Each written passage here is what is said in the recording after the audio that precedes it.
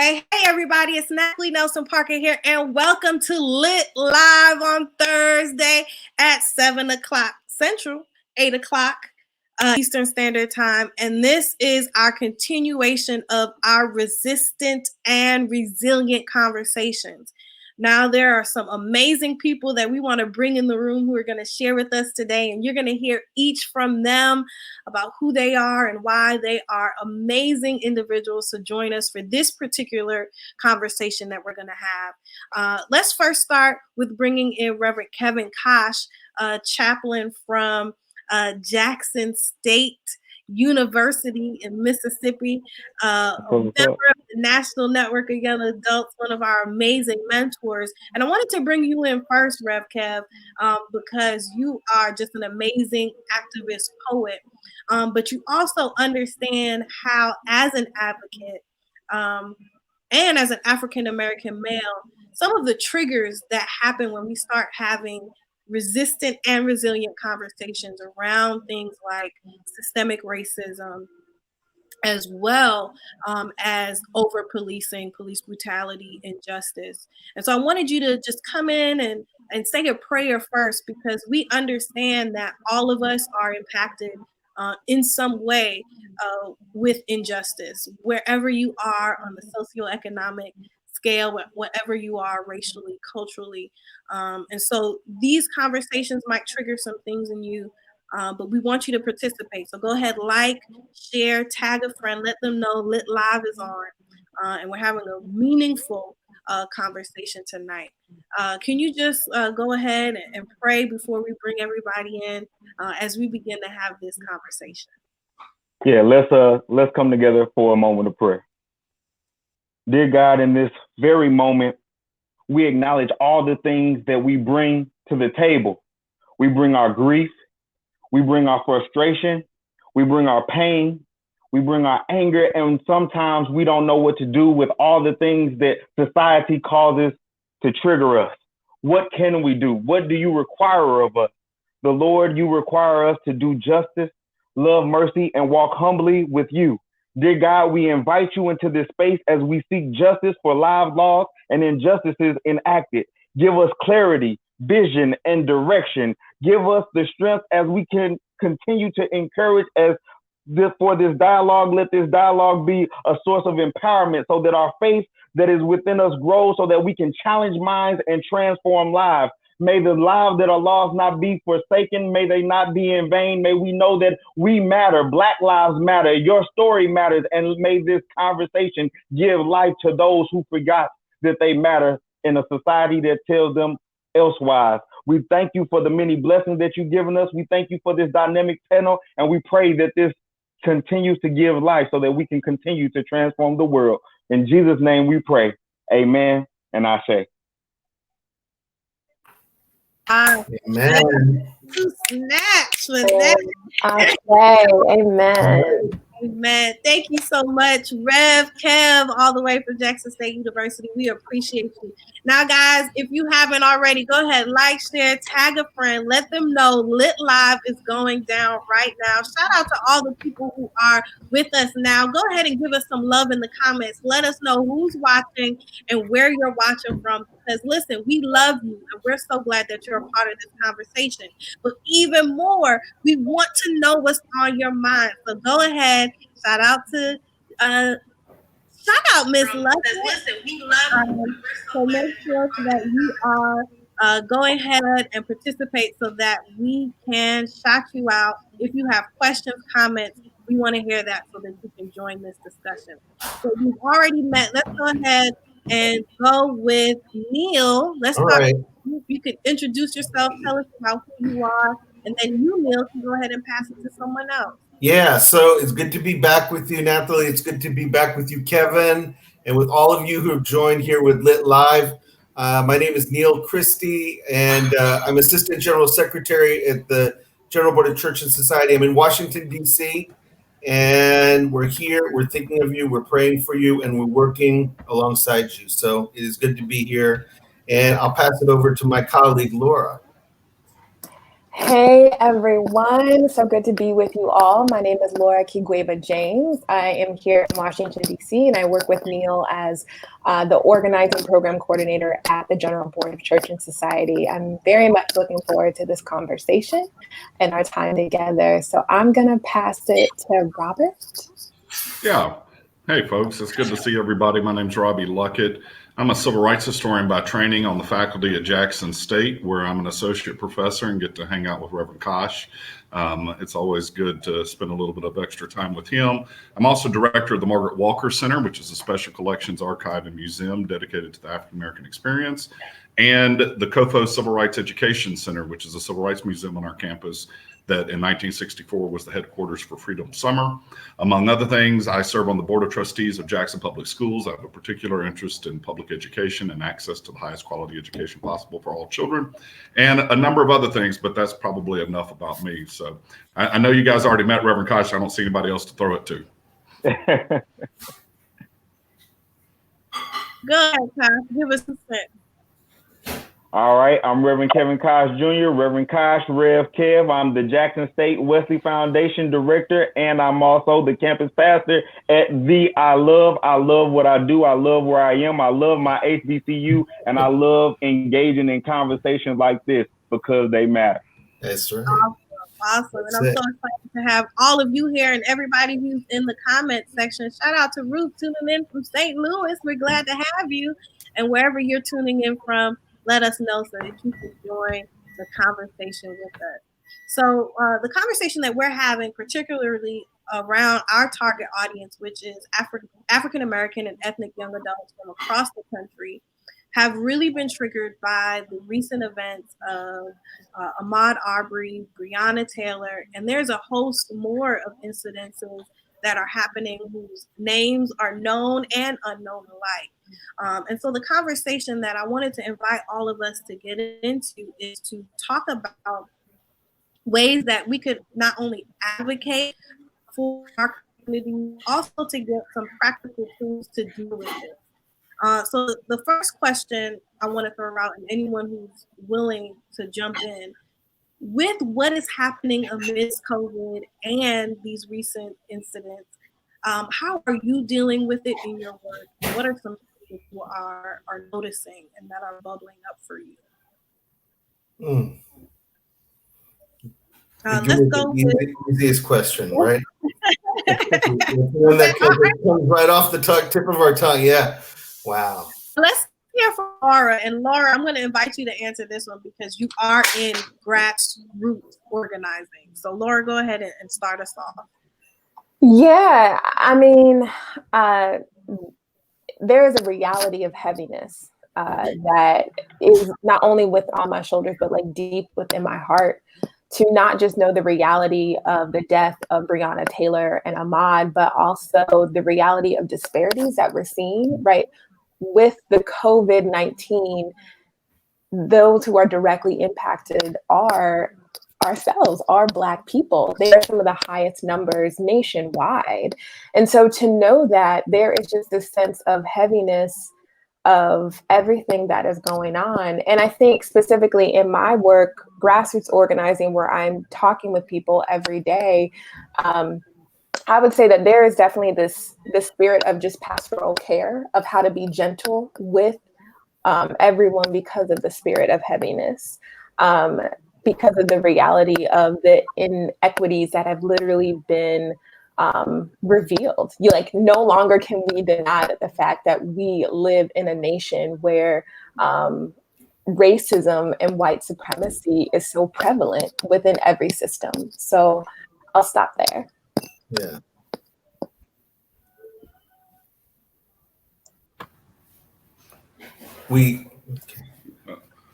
Natalie, you're so muted. You're muted, Natalie.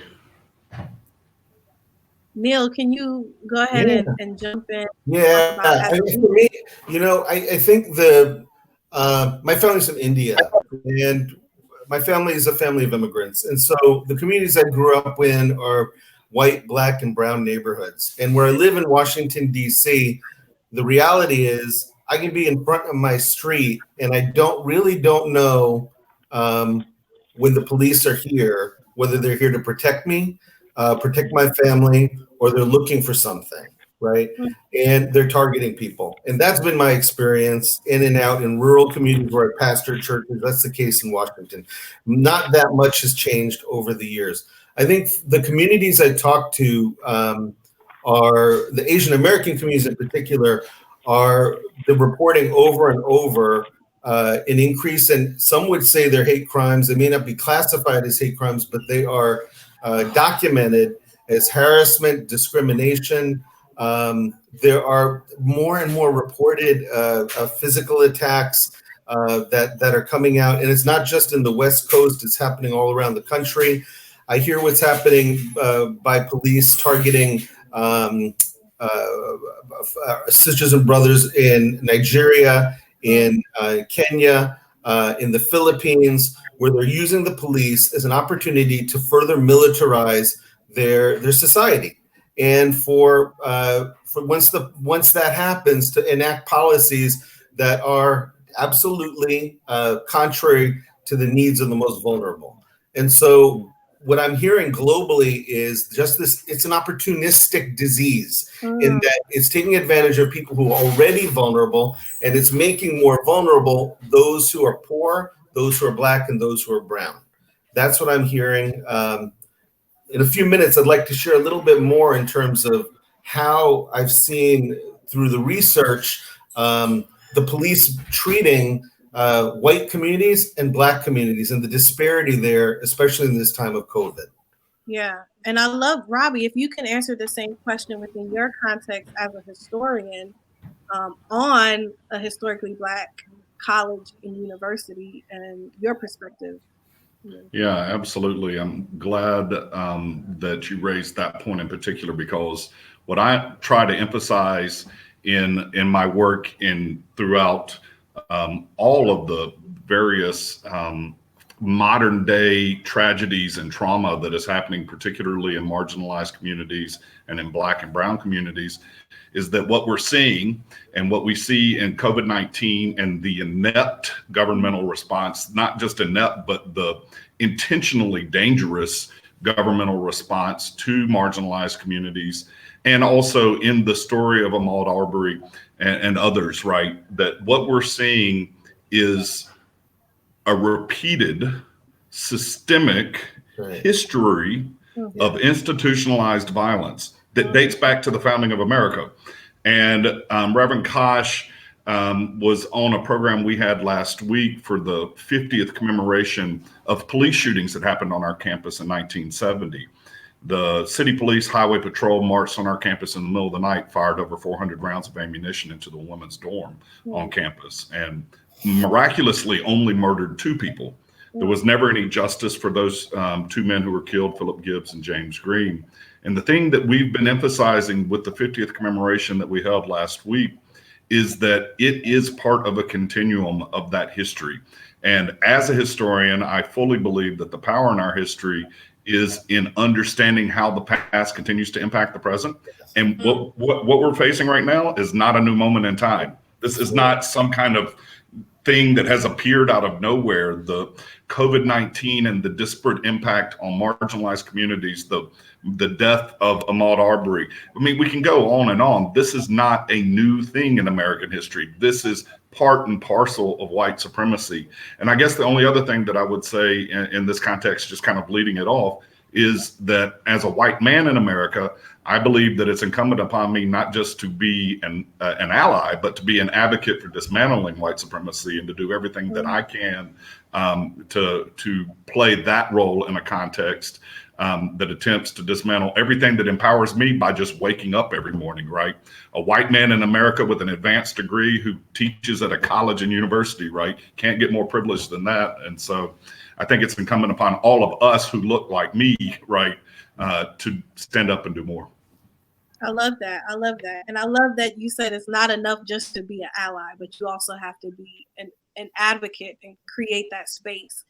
Rev Kev, can you come in and talk a little bit about particularly your role that is on the periphery of not only the Black church, but the academy, and how you are walking alongside Black millennials at this time who are experiencing a myriad of things amongst seeing this across their social media pages, seeing it on TV, and how you are leading as well as advocating during this time.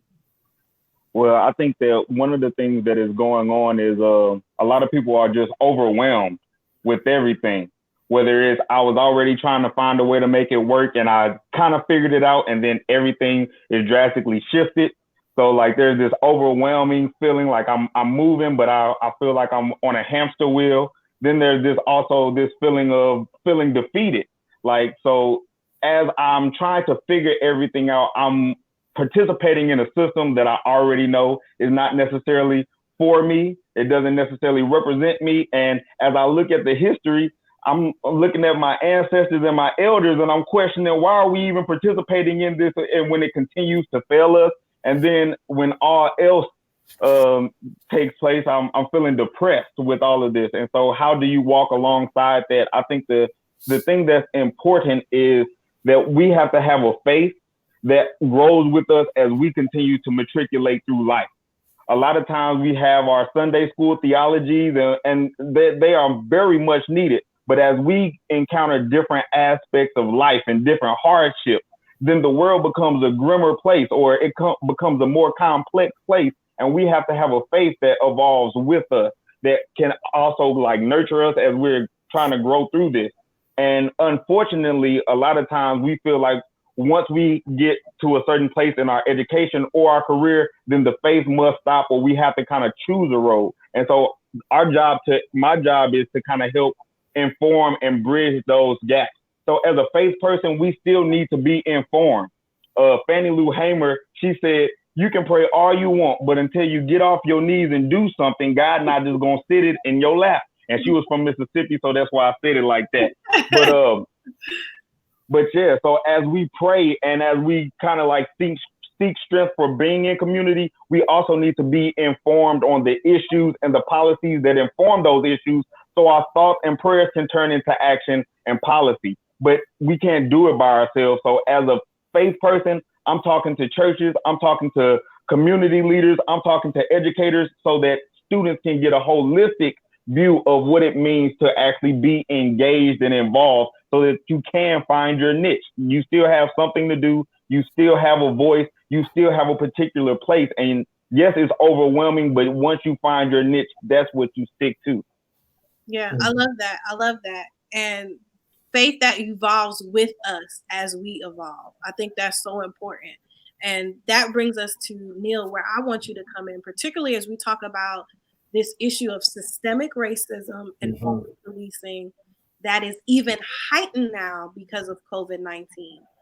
And there's some information that you have that I think is really going to be pertinent to the rest of our conversation. If you can talk a little bit about some of the research that you've been engaged. Yeah.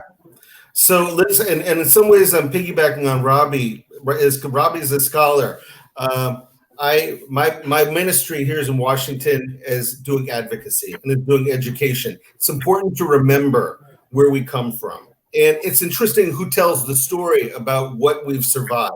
When you look at what Black and brown, in particular African-American men, have survived in protesting, in non-violently standing up, and how white communities have been treated, who have also spoken up, but who have done so with arms, and how the police have the double standard, right?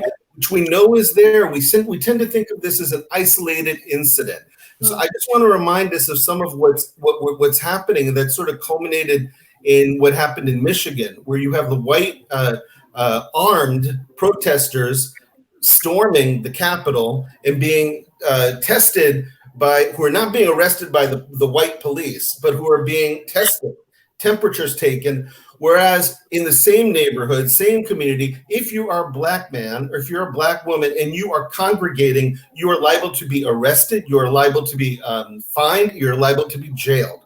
Same community, different treatment. But let's look back. Let's remember what happened. And I think back not far from Washington, D.C., and some of you, this is not ancient history now. This is 2017, the Unite the Right rally. where this was about Confederate statues that were being taken down. The United Methodist Church is literally on the spot. So I talked to United Methodist and I said, what happened from your perspective? And this is what the mainstream news reported. And it's important to see what the mainstream news says, and then what's the reality. And so what it said in the news was, it said one thing, right? But it didn't say this. It didn't say that they were chanting "Cops and the Klan go hand in hand," and these were the white protesters who were chanting that. And there was an expectation that the police would protect them, that they would remain neutral. What's not reported in the press, at least the mainstream press, is what happened in Fruitland Park back in Florida back in 2014, where 3 police officers of a 13-member all-white police department were members of the local chapter of the Ku Klux Klan. And right after Charlottesville, what happened in Springfield, Massachusetts, is they were texting each other on social media saying that this was not a big deal that someone had been run over by a car. And an officer in Kentucky, an officer was joking on Facebook, minor front end damage, nothing serious. Attorney Vita Jackson wrote that the white complacency in an article called KKK and the PD, White Supremacist Police and What to Do About It, names the increased alliance between white power groups that reminds us that the effectiveness of firearm background checks among white people becomes compromised when racists are the officers administering those background checks. So this has to do with policy, friends. The United Methodist Church is clear in terms of the advocating for against gun violence. But what do you do when the policies themselves that are being enforced are by those who are allied with racist groups? The FBI back in 2006, almost 15 years ago, said that the KKK have created personal relationships with white law enforcement. And they state, and this is a direct quote from their report, although the First Amendment freedom of association provision protects an individual's right to join a racist group for purposes of lawful activity, the government can limit the employment opportunities of groups members who hold sensitive public senior jobs, including jobs within law enforcement. Yet by county, state by state, we do not see police officers, the system checking itself and abiding by what the FBI has determined. So this is systemic. It is manufactured. It's benefiting folks, and there's an economic benefit to it as well. And so let's remember that the situation we're in now, it's the child of it. When we have Mayor Rudy Giuliani, who ran for president, say that most Americans do not feel safe, they fear for our police officers who are being targeted. And the rhetoric has been flipped on its head, right? So there's this sense that no, if you are white, you ought to be afraid. And it's the elected officials who continue this sort of rhetoric that goes against the facts. I think that's what we need to be challenging today. Muted. I think that's so important because so many times when we talk about systemic racism and we talk about over-policing, we fail to think about how the legacy and the culture of that hate and racism is so intricately weaved that it's not enough just for us to talk about the system itself, but to talk about all of the insidiousness that is within it. Laura, Kev, did you want something to say? Did you have something you wanted to add? No, go ahead. Laura, as a person who is working in grassroots, so with churches, with boots on the ground, how do we deal with this, right? Because I'm home, you're home, everybody's home. And we all who look like this have had moments where we saw the blue lights and literally panicked. Or we have someone who's been racially profiled. What can we do when those roots or seeds of evil run so deep? Yeah, that is it. It is this matter of doing. I will say, I'll kind of back up a little bit. I will never forget when I heard the news of Ahmaud and how there was really the sense of fear that welled up in me. Again, the heaviness that I talked about earlier. And I was asking myself, how as a Black community are we going to survive this? My father was a survivor of war in our home country of Burundi. So Black bodies have been dying since even before I was born. And so the fact that, again, not only are Black bodies being murdered as a 30-year-old, but the fact that this has happened for my entire life and that it has happened for generations, it continues to happen. And with that heaviness and grief, I'll never forget on that day, my husband and I decided to take a walk in the woods. And as we were walking, there were these words from this wise woman who reminded me that if you ever feel significant, go and take a walk in nature.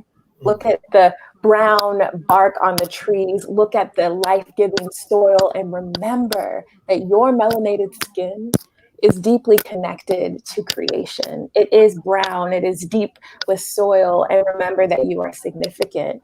So I think one thing as a grassroots community is that we need to remind ourselves in language, in images, in any way that we can stay connected, that we are significant. And even if this nation obviously has showed us that we aren't significant. And then I think another part that we have talked about on the call is around education, right? Robbie, you kind of brought up around this American history, and Otis Moss III in his sermon, The Cross and the Lynching Tree, makes a statement that as American citizens, we need to deal with the unexamined history of America, right? This unexamined history where our Black bodies have been objectified for over 400 years, this unexamined history where not only have we been objectified, but we also have been weaponized. So therefore that justifies two white men approaching a 25-year-old Black man and shooting him because they think that he is threatening, right? How is it that our Black skin can be weaponized? So I think as a community, deconstructing that narrative, naming that it is non-existent, and reminding us that we are significant in the ways that we show love every day. And I think reminding us that we are significant and also encouraging our allies to do that work of deconstructing that narrative that Black bodies can be objectified and weaponized. I think that is really important. I love that. I love that. And Robbie, you want to go? No, go ahead, bro. Yeah, one of the things that kind of like stands out from what Laura is saying is kind of respectability politics, and how respectability politics should not dictate my access to civil and human rights, because of how I present myself and the fear that it causes within you intrinsically for whatever reason. That thing needs to be examined before you go to life-threatening measures on me. Like that prejudice, that bias, that injustice, that right there, that needs to be acknowledged and dealt with. But the reality is, when the dialogue is happening, we continue to do things like, well, why was this person doing it this way? Or maybe they should have looked this way. Or if they had this on, it wouldn't have happened. It goes back to this respectability politics type of thing.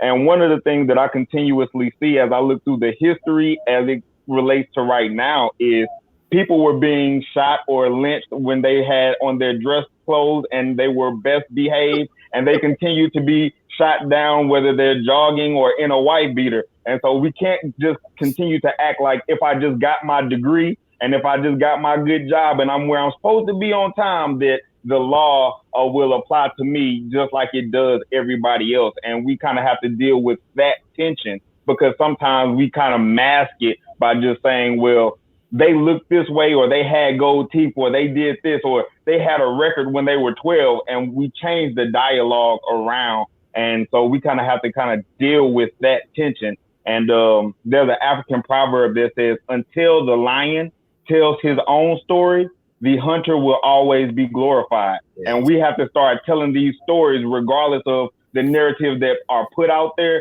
so that people can kind of get a counter to the alternative facts that are being presented consistently. No, I love that. And that's exactly where I want Robbie to pick up in regards to other races, because Neil shared some amazing stats and information. And if there are gatekeepers, if there is this systemic kind of, I don't want to call it a glass ceiling because it's more than just a ceiling. It's in the ceiling and it's in the basement. How do our allies, our advocates from other races join arms and help to dismantle this structure?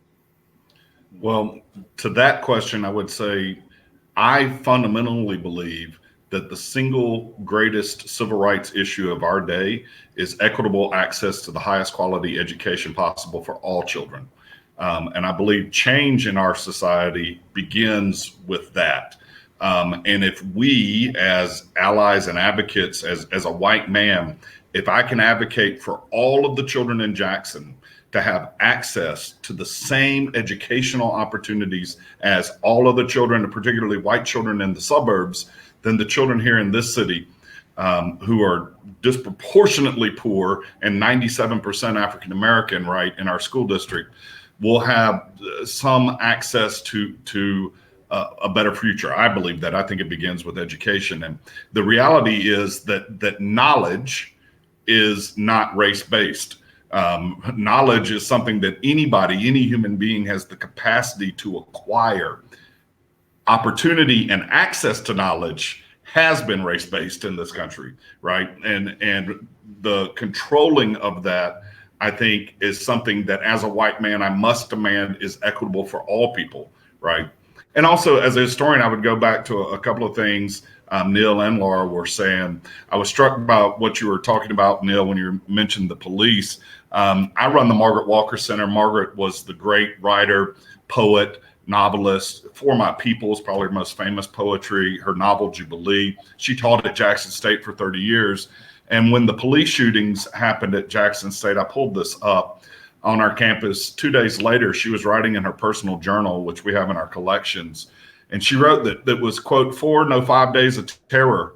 Thursday night, all hell broke loose. The Jackson City White Police and a special unit of highway patrolmen, Ku Klux Klan in uniform, went out to the Jackson State campus and shot without warning into the west wing of the women's dormitory, breaking all the front windows, killing 2 students, wounding 12 others, 4 critically, splattering the place with pools of blood and leaving the bullet holes to prove where the ricocheted bullets of great magnitude had torn the walls. Black people honestly feel that the white police are all our enemies and that the highway patrol is infiltrated with the Ku Klux Klan. It has been my experience that everywhere Black people have had trouble in the country, it has come from the white police. That was Margaret Walker in May of 1970, 50 years ago, almost exactly to this day. And so I would go back to this, at least for me professionally, this theme in history. And this repetition of history and the cliche of those who don't know their history are doomed to repeat it. There's a reason why it's a cliche, because we do. But then the other side of this, and when I teach, I try to emphasize in my African American and in my civil rights history classes that the Black experience in America is a story of great tragedy and immense sorrow. It is also a story of incredible courage and bravery and triumph in the face of that tragedy and in the face of a systemic terrorism that has been aimed at propping up white supremacy.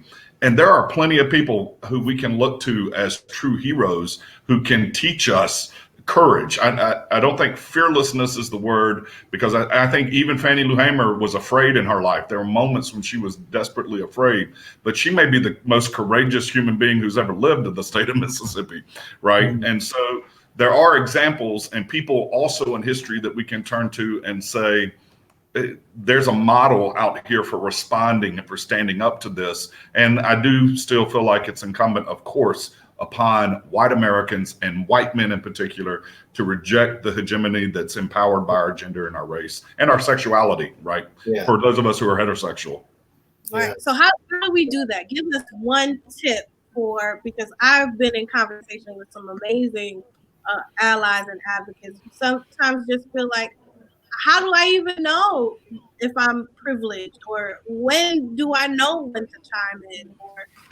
So can you share from your own experience how you've been able to do that? And then Neil, you can jump in whenever Robbie's through. There's no good answer really to that. The truth is, it depends. It depends on where you find yourself and when you find yourself. And I say this often, none of us can fix this world by ourselves, but all of us can do something, and all of us can do a little bit more. And as you find yourself in situations and empowered with the knowledge to feel comfortable to stand up and to say something and to do something, every little bit helps. Every little bit starts pushing this needle. And, for me, I live in a world of activism and the history of activism and around activists all the time in Mississippi that has the history of being the most repressive state in the nation, right? Even to this day. And so I have opportunity to do that. I would also say that one of the key things that I have found in my experience in the 12 years I've been at Jackson State, that as a white person, part of my privilege and dealing with it has had to do with toning down how much I assert myself into conversations and into solutions. I realize I'm here and I'm a part of this, and I'm happy to share with you guys my thoughts, but being quiet and listening, right, and absorbing from my brothers and sisters in my community at Jackson State has been an essential part of the learning curve, and listening to them and then acting on those words and those thoughts. So I want to piggyback on this. I think the role of the church, where the church has failed and failed and failed and occasionally picks itself back up and tries again. We have close to 35,000 United Methodist Church. That's just the United Methodist Church, okay? Mm-hmm. And if the United Methodist Church, which is still a majority dominant white church, were to get on board and not just know the statistics, but they should know the statistics. They need to know. People need to know the statistics. They need to know the history, and then they need to know the stories. But what power there is for white communities to change white communities if the United Methodist Church actually took itself seriously and took what it says seriously. But the reality is that most United Methodist churches will become, my experience is silent when I read them things like the United Methodist Church says that racism is antithetical to the gospel itself, right? We deplore acts of hate and violence against groups of all people. They can agree with that. We commit as a church to move beyond symbolic expression and representative models that do not challenge unjust systems of power and access. That's where people are going to have a little more pride. What do you mean? Challenging systems of power and access. So it goes back to what Kevin is saying, and now what Laura was saying. We assert the obligation. You mean I have an obligation of society, and we're talking about white society now, and people within a society to implement compensatory programs. Compensatory reparations. But that's what the United Methodist Church's position is, that redress long-standing social deprivations of racial and ethnic persons. And then we get into the policies where people say, well, you're political, right? Mm-hmm. And you've moved. But if we're not political and prophetic, then who are we? But my point here is this. We lose the resource that we have. People of color, white allies lose the resource they have by not working with white churches that are even the most recalcitrant, the most stubborn, because there's an opportunity. There is an opportunity, and it won't change if those churches don't change.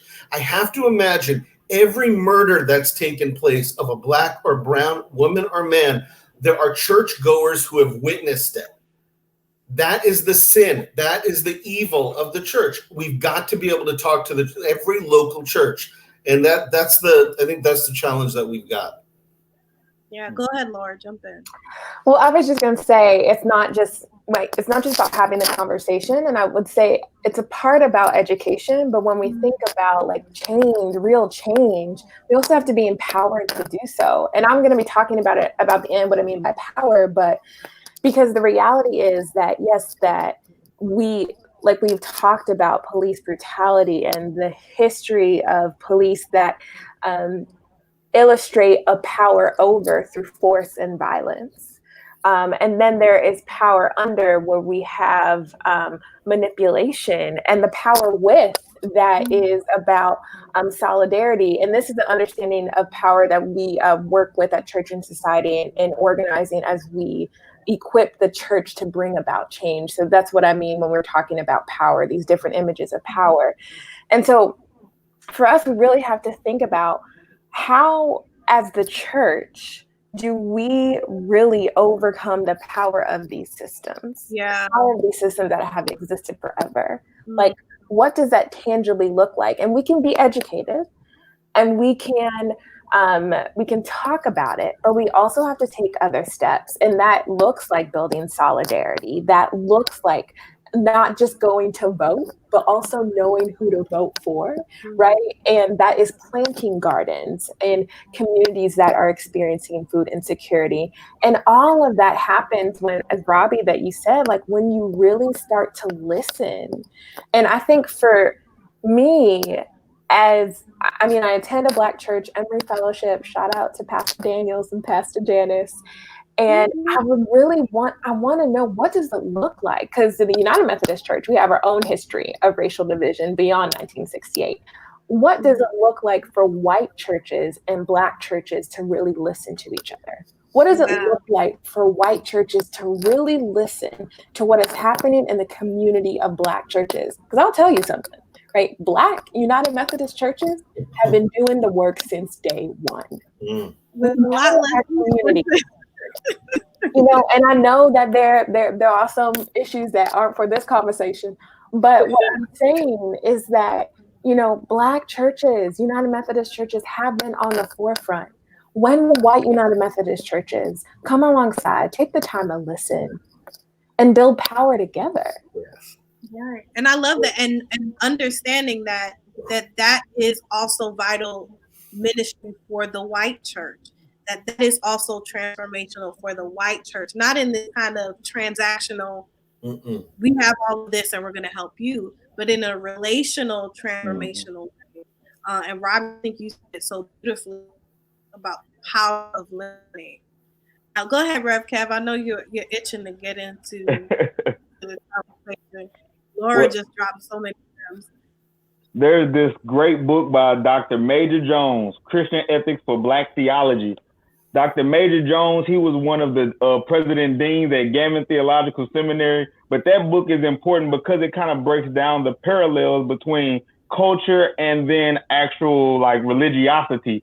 And one of the things that we have to kind of deal with in the church is if you're in a Black church, then a lot of times our faith is already kind of justice oriented because it comes from a culture that says my faith is action. So you want to see this faith do something, and that is kind of reflective of this discipleship that is also very practical and engaged. But then that might look very different in another community, whereas a lot of African American communities might have a distrust, rightfully so, with law enforcement and different authorities, and then other communities don't have their same distrust. And so how do you speak to that? And one of the things that we have to realize is we have to kind of come up with an ethic across the board. So if you're a Christian, this is what a Christian does lived out. And when we start presenting language for that consistently, then we start having a gauge for that. And then as far as like the students, like your voice really it matters. One of the things that I saw from the Russ College students that was phenomenal, we had this conversation in the classroom, and all of the students, they had similar stories about being pulled over or something happening to their cousins. And so we said, we'll write about it. And if you could ask the police any question, what would it be? And then so they came up with a question. And then I told the students, hey, get with some of your friends in the drama class and let them do skits about what you said. And then we said, let's take it as art. That's it. Oh, man. Let's take it a little bit further. Let's see what professors that you have on campus that will allow this to be a part of your course. Like some of the things that you're talking about, like make this part of your grade and make it tangible. And so some professors began to join in, and next thing you know, they wanted to reach out to the police department. The police chief said, okay, and came to the school with the entire police force. And you had college administrators, and then the students led a dialogue. They started by reading their papers, asking their questions, doing their plays, and then letting the police talk. And one of the things that came from that, because it didn't transform overnight, but one of the things that came out was the police said, if we get to know you better, and they begin to claim some of their fault. I need to see you more than just Thursday night when you're drunk and I'm trying to carry you out. When I have a relationship with you, I'm called to do more than just act out of my fear and my bias. And so as students, your voice does matter. You can't just wait for somebody else to realize that you're an active participant in it. Like the students, when they were on campus, when the school got shot up that Dr. Luckett was talking about, they protected the building so that the story could be preserved. Yeah. Students, your stories matter. And when you tell them, then other people can frame it in such a way to where the world can also see and get a different perspective. So share your story, students. Galvanize with each other, and then get with your mentors, your pastors, your educators, and say, how can this be prevalent? Because your voice does matter. Can I just say something real quick? Yes. I say, but that wasn't the thing I want to say. That is a perfect example of what I'm saying, of how we transform insignificant moments into significant ones, right? So, the experience of those young people dealing with police officers that made them feel insignificant, but then having, putting that into word, putting that into play, and affirming what they went through, but then also making that this is important. So then change happened, right? The police officers were able to say that, oh, we don't spend enough time with you. And, yes, that takes time, but that is the dismantling and the newness that we need in community that really will allow us to change. Yeah, go ahead, Neil. I just want to push it just a little bit further because I agree with everything that you both said.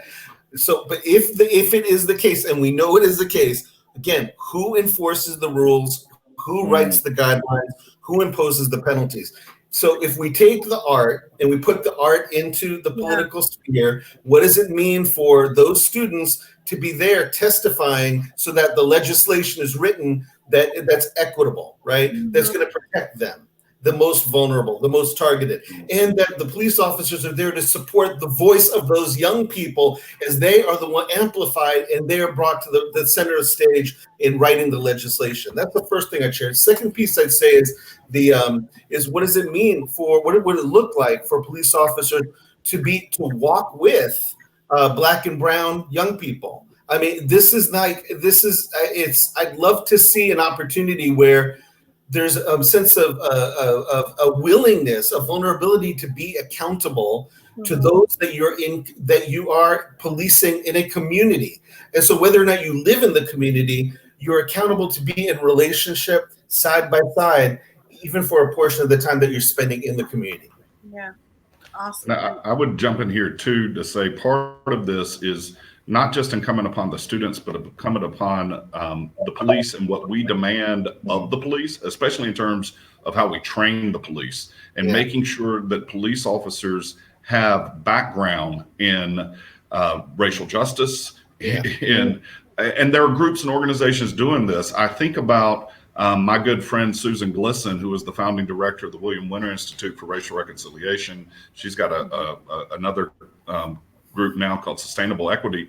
They're working with the Birmingham Police Department and racial equity training, racial healing. They created a program through the Winter Institute called the Welcome Table, where they literally bring communities together to hash out these issues. So it's not just incumbent upon getting our students to engage this, but demanding that we as citizens expect something different from our police forces, even in a place like the city of Jackson, which is majority African American and has an incredibly progressive mayor who I will admit I personally like very much and support. And he pointed me to the school board. So Mayor Chokwe Antar Lumumba, our police force, which is majority African American as well, has used COVID-19 as excuses to break into homes and to make arrests. That seems that in a majority Black community, that wouldn't happen with a mayor who claimed he wants our city to be the most progressive city in America. So it's also incumbent upon us to demand that our city and our government change. And then just to jump back for a second, the historian in me again, to something Laura said about the church. And I'm not Methodist. I'm not a member of the United Methodist Church, but I go back to what Dr. King said about 11 a.m. on Sundays being the most segregated hour in America, right? And if we want conversations to happen between white and black churches, we got to start breaking down that wall and figure out how we engage in communion across race and across that racial divide. And again, Dr. King was talking about that 50 years ago. Yeah. And I just want to add that, and now what would it look like? And this is part of this is my United Methodist part. It says under our same statements on racism, we say we oppose immigration policies that separate family members from each other or that include detention or families with children. So when we have police acting in place of ICE and not only detaining, but harassing and then terrorizing and then removing families for deportation, what does it mean for alliances to happen across race, black, brown, and white, as we're dealing with the racist immigration policy, racist application of immigration policy? I think that we don't want to lose focus of that. Yeah, that's so important. And I want to just bring in, it seems like we lost Rev Kev. Elaine says that relationships get built, trust happens, and then laws can be changed. Man, you guys, this is such a rich conversation tonight. But I do want to address one thing that a lot of the people within our network, our young adults ages 18 to 35, who are representing various walks of life, that feeling of embodying this pressure, right? That when I see it on my social media screen, I feel something in my body. When and this happened to me just a few months ago. I was driving, it was late at night. That's when we were still allowed to be around people. And I was leaving Bible study, and there was this light that flashed, and I thought it was police lights. And literally from like my head down to my feet, I got so nervous and anxiety filled. And it was just like a regular light. It wasn't even a police car. But in that moment, that paralyzing feeling, and maybe someone's feeling that now as we have this discussion of it's not safe to jog, it's not safe to sleep in my house. It doesn't matter, like Kev said earlier, what I'm wearing or what job I have or how many degrees I have. Like, as long as I'm in this black skin, this is the, going back to what you said earlier, Laura, the heaviness of this reality, the weight of this experience.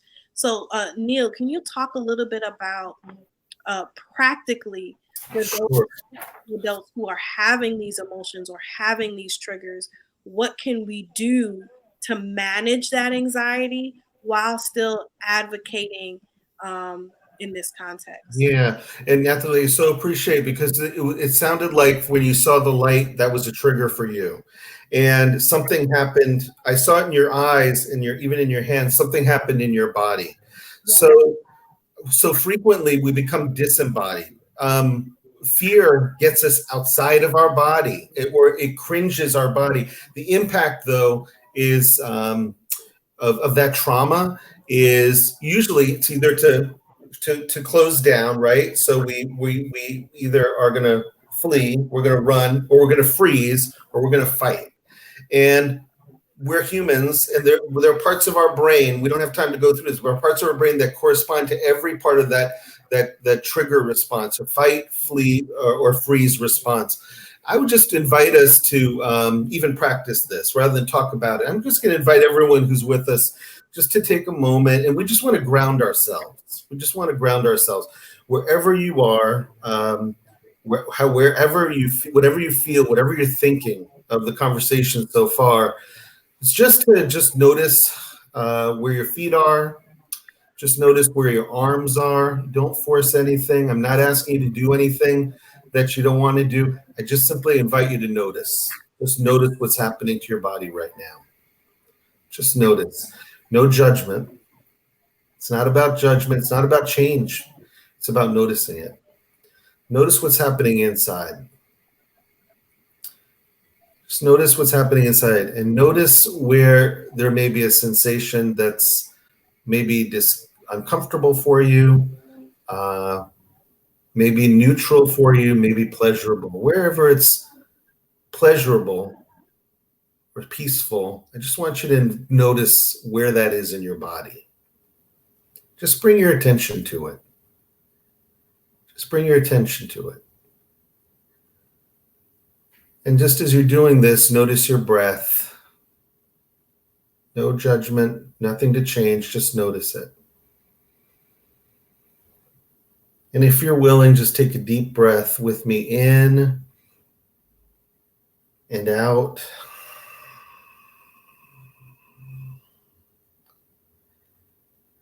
And when we get to the place where something unexpected triggers us, just imagine a resource.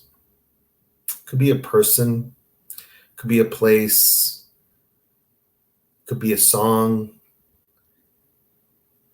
And just hold on to your resource right now. We're going to do this just for another moment. Just hold on to that resource. Just name that resource for you. Just picture that resource in your mind. And then notice what happens in your body. Notice the change that happens. Notice where your feet are, your arms are. Just notice where you are.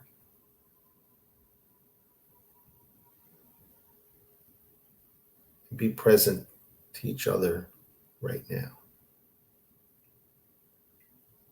Amen.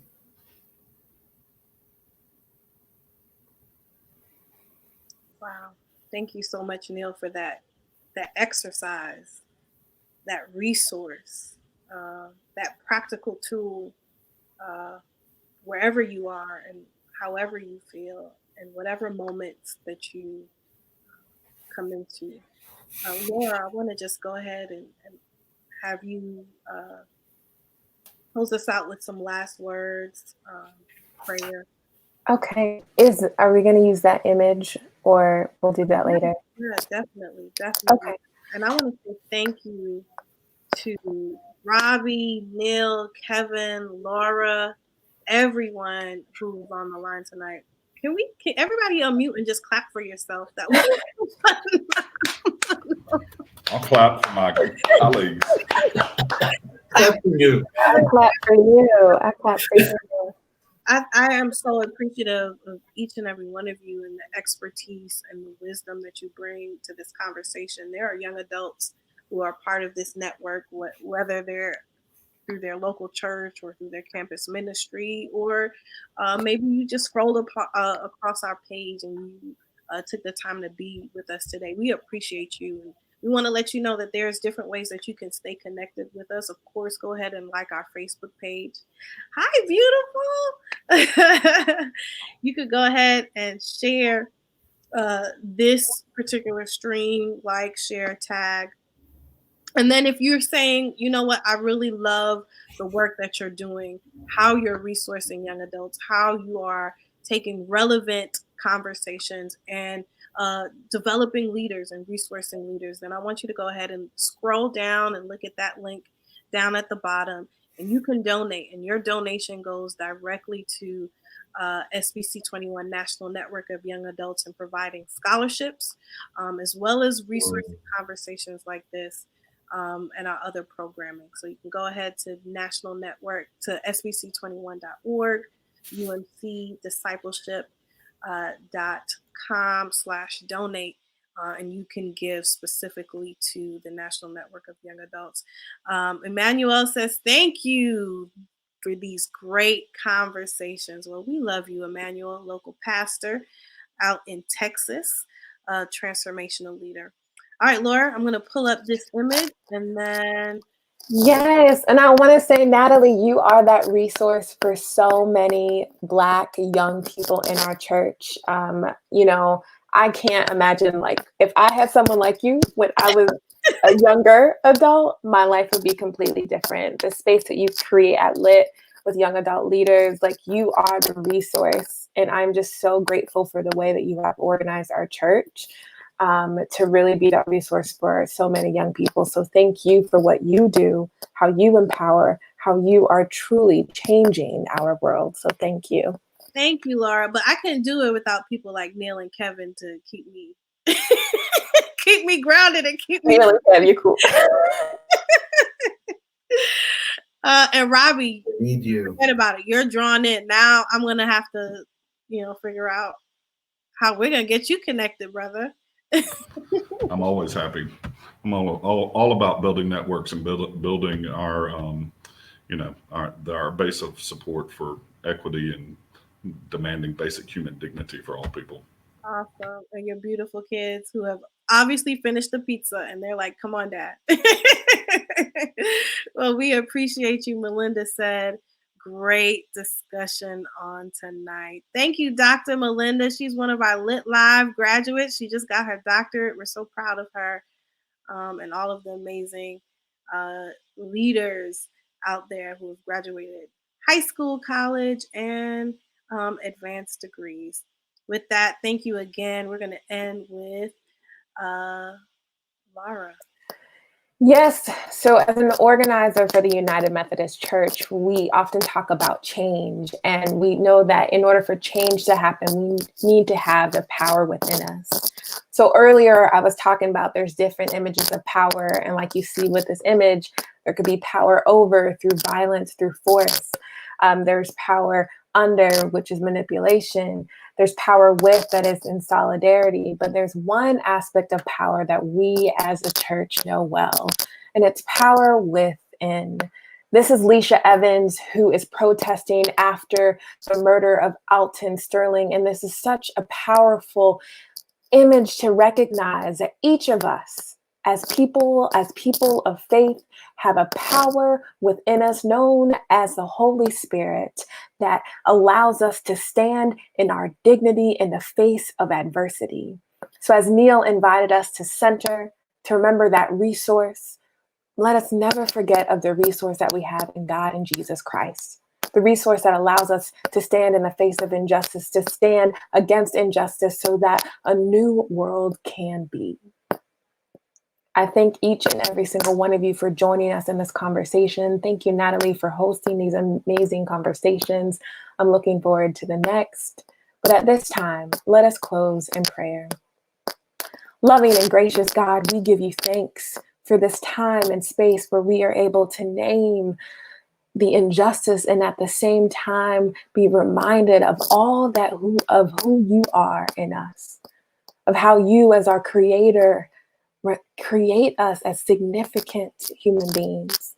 God, all that you are doing through us, that we can stand in the power of the Holy Spirit to dismantle injustice, to change our church, and to truly be the created beings, the created world that you have called us to be. God, I pray for every young adult on this video. I pray for everyone watching that they know not just their worth, but also the dignity that they have in you. And that regardless of the systems that we all face, that we continue to stand. We stand with Leisha Evans. We continue to stand with every advocate, every organizer, every community until all justice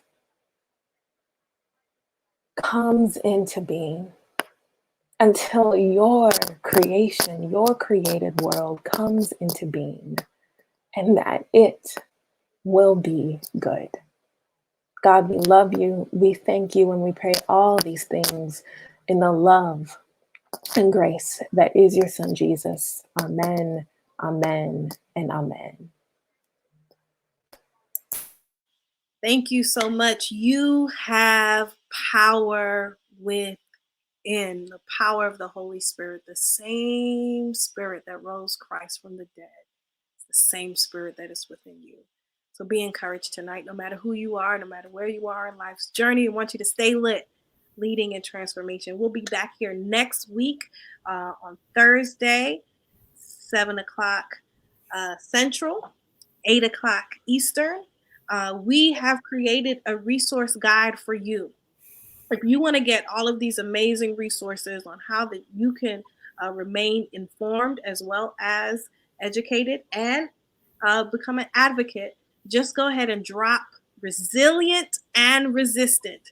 Hashtag resilient and resistant in the comment section. And we're going to get that document directly to you. Go ahead right now. If you're like, listen, you guys said some amazing stuff. I need to be informed. I need to be educated. And I'm surely going to be advocating. Go ahead in the comment section, drop hashtag resilient and resistant. And we'll be back here in 4 weeks with some other great discussions, some other phenomenal transformational leaders, as we are committed to resource you at this time. Well, that's it. That's all, says the clock on the wall. You don't have to go home. I hope you're home, but you sure enough gonna get off this live right now. We love you all, and we'll see you next week.